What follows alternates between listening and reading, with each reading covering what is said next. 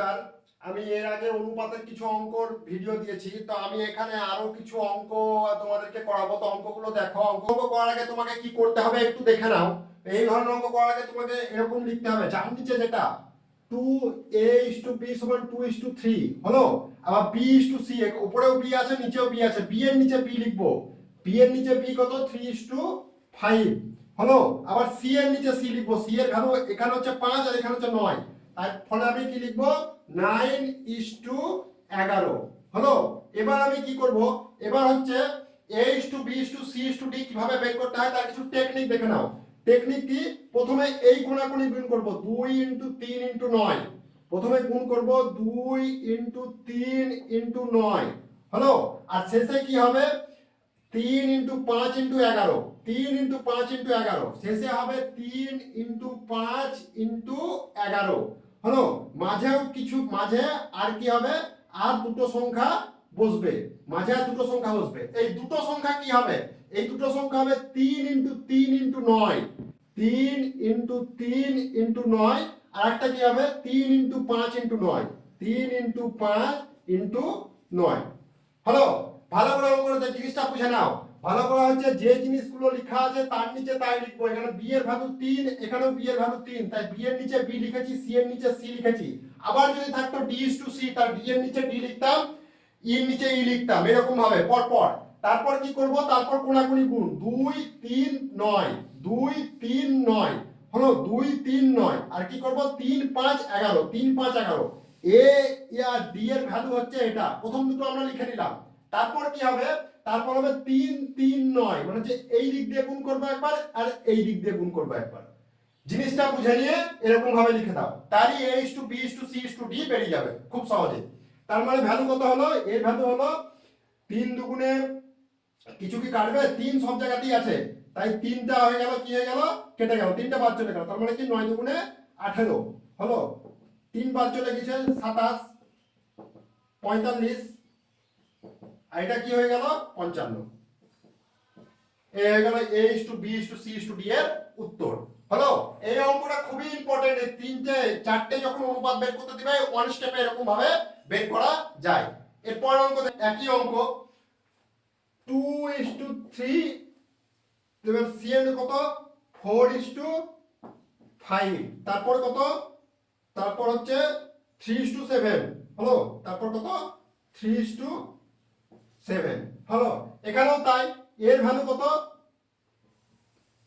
আর d এর value কত, প্রথমে a আর d বের করব। 2 × 4 × 3, 2 × 4 × 3, মানে হচ্ছে এই কোণাকুণি গুণ করলাম, তারপর শেষে কি গুণ করব 3 × 5 × 7 হলো। তারপরে কি হবে, এখনো দুটো সংখ্যা এই মাঝে বসবে, তার সেটাকে হবে 3 × 4 × 3, 3 × 4 × 3 3 হতো। ওকে, মানে এটা হলো 15 হলো। 3 × 3, 2 × 4 × 3, 3 × 5 × 7, 3 × 5, 3 × 4 × 3, 3 × 4 × 3, আর কি 3 × 5 × 3, 3 × 5 × 3, অর্থাৎ 8:12:15:35, এই হয়ে গেল এর উত্তর হলো।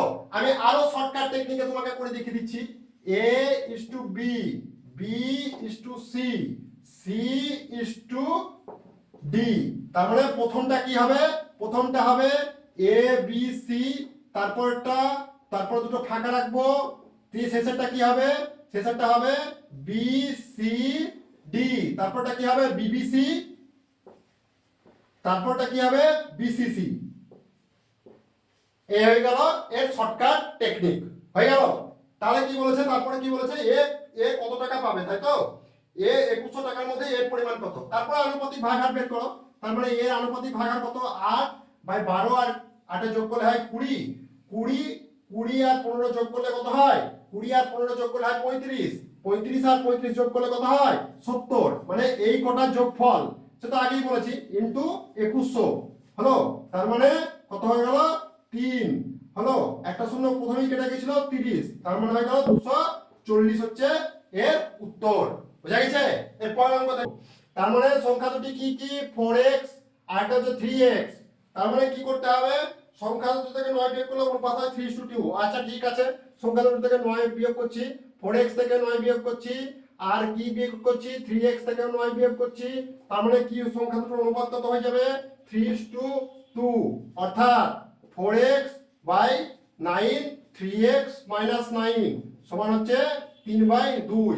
বজ্রগ্রহণ করো, বজ্রগ্রহণ করলে কত হয় 4 দুগুণে 8x মাইনাস 18 মানে হচ্ছে 9x মাইনাস 27 মানে হচ্ছে কত 8 থেকে 9 বাদ দিলে মাইনাস x, আর ওইদিকে 18 থেকে 27 বাদ দিলে মাইনাস 9 হলো, তার মানে x এর ভ্যালু হয়ে গেল 9।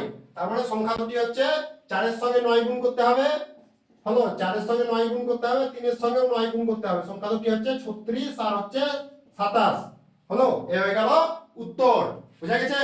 এরপর অঙ্ক দেখি, যদি 2 প্রথমে ছিল 2 4 5 অনুপাত আর এখন হয়ে গেল 1 3 4 অনুপাত, শুধুমাত্র এক অংশ করে কমছে, তার এক অংশ করে কমছে, তার মানে এক অংশের পরিমাণ কত, তার মানে এক অংশের পরিমাণ হচ্ছে এক কমলে এক একক কমলে এক এককের পরিমাণ কত, এক এককের পরিমাণ হচ্ছে 15, মানে আগে যদি 2x ছিল এখন হচ্ছে x হলো, আগে যদি 4x ছিল এখন হচ্ছে 3x, আগে যদি 5x ছিল তাহলে এখন হচ্ছে 4x, মানে হচ্ছে x এর ভ্যালু হচ্ছে 15, তাহলে গুণ করলেই হয়ে যাবে।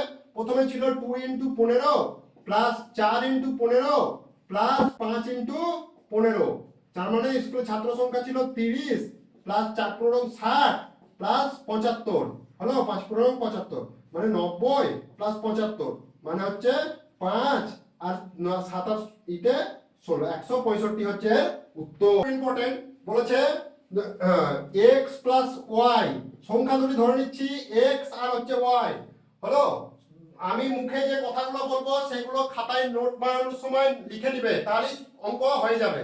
প্রথম সংখ্যাটা হচ্ছে x আর দ্বিতীয় সংখ্যাটা হচ্ছে y, তাহলে যোগফল হলো x প্লাস y, তাদের বিয়োগফল হলো x মাইনাস y।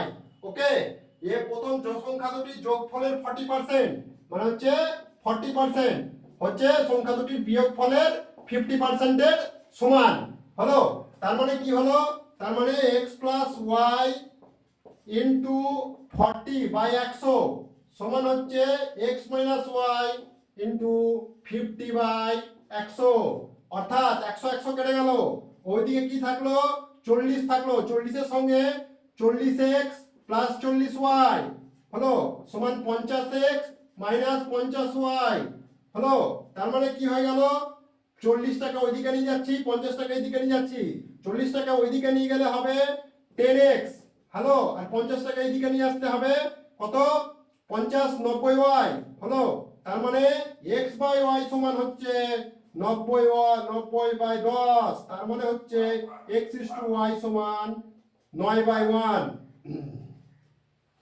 এটা হয়ে গেল উত্তর।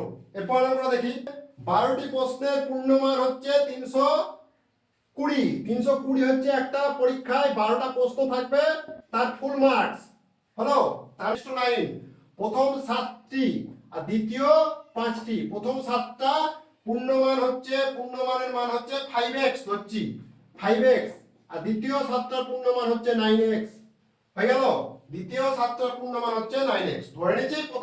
প্রথমে 5 নম্বরের কিছু কোশ্চেন ছিল, তারপর 9 নম্বরের কিছু কোশ্চেন ছিল, তার অনুপাত 5:5x আর 9x দিচ্ছে হলো, তার মানে কি হয়ে গেল 7টা প্রশ্ন 5x তার গুণফল প্লাস 5টা প্রশ্ন তার প্রতিটার মান হচ্ছে 9x তার গুণফল 320 সঙ্গে সমান হবে, হয়ে গেল। এরকম ছক কষে নিবে, তাহলে অঙ্ক করতে তোমাদের অনেক সুবিধা হবে, তাড়াতাড়ি হয়ে যাবে। তার মানে কি হয়ে গেল 35x প্লাস 45x সমান হয়ে গেল 320, 35 আর 45 যোগ করলে হয় কত 80, অর্থাৎ 80x সমান 320 হয়ে গেল, x সমান 320/80 হয়ে গেল, 4 × 8 = 32, তার মানে x এর ভ্যালু হয়ে গেল 4, মানে কি বলেছে প্রথম প্রশ্নের মান কত, প্রথম প্রশ্ন কি 5x, তার মানে প্রথম প্রশ্নের মান হলো 5 × 4, x এর ভ্যালু বের করলাম 20, দ্বিতীয় প্রশ্নের মান কত হবে 9 × 4 মানে হলো 36 হয়ে গেল, প্রথম প্রশ্নের মান হয়ে গেল তার মানে 20 আর দ্বিতীয় প্রশ্নের মান হয়ে গেল 36, প্রতিটা প্রশ্নের মান হয়ে গেল হলো, তার মানে প্রতিটা প্রশ্নের প্রথম প্রশ্নের মান হয়ে গেল 20, দ্বিতীয় প্রশ্নের মান হয়ে গেল 36, এই গেল উত্তর। এরপর আমরা দেখি তো ধরে নিচ্ছি কাজদণ্ডটা একটা বড় একটা কাঁচদণ্ড এরকম, সেটাকে কি অনুপাতে ভাঙলাম 2, এটা 2 ভাগ মানে হচ্ছে 2x, আর এদিকে এটা ভাঙলাম হচ্ছে কত 3x হয়ে গেল। এবার কি হয়ে গেছে, ছোট দণ্ডটি আবার ভাঙলো, মানে এই অংশটা, এই যে 2x অংশটুকু নিচ্ছি, এটা আবার কি অনুপাতে ভাঙলো 4, মানে হচ্ছে 4 5, 4 ভাগ আর 5 ভাগে ভেঙে গেল।